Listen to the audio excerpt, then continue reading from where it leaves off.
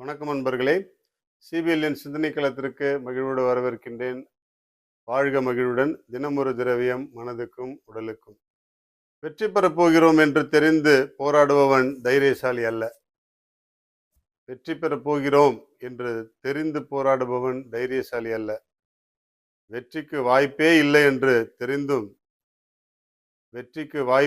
என்று தெரிந்தும் தன் குறிக்கோளை அடைய போராடுபவன் தான் உண்மையான தைரியசாலி.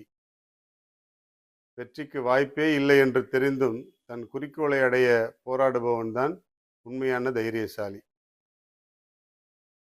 ஒரு முயல் தற்கொலை செய்து கொள்வதற்காக முடிவெடுத்தது. ஒரு முயல் வாழ்க்கையை வெறுத்து போச்சு, தற்கொலை பண்ணிக்க போறேன் அப்படின்னு சொல்லிட்டு ஒரு முடிவு எடுத்துச்சு.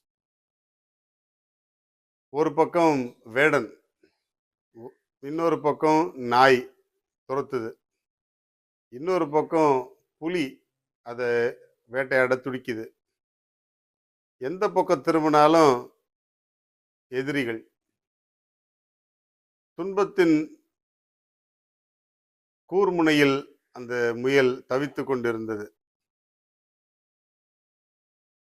எதிரிகளை கண்டு பயந்து எதிரிகள் துரத்த ஓடிக்கொண்டே இருந்தது. தற்கொலை செய்ய முடிவெடுத்த பிறகு என்ன செஞ்சிச்சுன்னா, ஒரு குளத்துல போய் விழுந்து தற்கொலை பண்ணிக்கலாம் அப்படின்னு சொல்லிட்டு முடிவெடுத்துச்சு. அந்த குளத்து கரையில போய் முயல் 4 தாவு தாவி போன உடனே அந்த குளக்கரையில இருந்த தவளைகள் எல்லாம் தன்னை விட ஏதோ பெரிய மிருகம் வந்துடுச்சுன்னு சொல்லிட்டு பயந்து போய் எல்லாம் குளத்துக்குள்ள போய் ஒளிஞ்சிக்கிச்சு. ஒரு வினாடி அந்த முயல் யோசித்துதான், நம்மளை விட பயந்தாங்குழிங்க இந்த உலகத்துல இருக்கிறாங்கல்ல, நம்ம கண்டே பயப்படுறாங்களே, நம்மளை பார்த்து எல்லாரும் ஓடி போய் ஒளிஞ்சிக்கிறாங்களே அப்படின்னு சொல்லிட்டு, அப்போ தனக்குள்ள இருக்கக்கூடிய அந்த தன்னம்பிக்கை உணர்வு கொஞ்சம் வெளியே வர ஆரம்பிச்சிச்சு முயலுக்கு. அப்போ நம்மளால வாழ முடியும்ல, நாம ஏன் எதிரியை கண்டு பயப்படணும், நம்ம ஏன் துன்பத்தை கண்டு துவண்டு போகணும், நாம ஏன் சாகணும், தற்கொலை பண்ணிக்கணும், நாமளும் வாழலாம் அப்படின்னு சொல்லிட்டு முடிவெடுத்து தன்னுடைய உள்ளத்தின் உறுதியை அதிகப்படுத்தி கொண்டு தைரியத்தோடு வேகமாக ஓடி எதிரிகளிடமிருந்து தப்பித்துதான். ஒரு சின்ன கதை தான் இது. கொஞ்சம் நம்மளுடைய வாழ்க்கையோடு ஒப்பிட்டு பார்ப்போம்.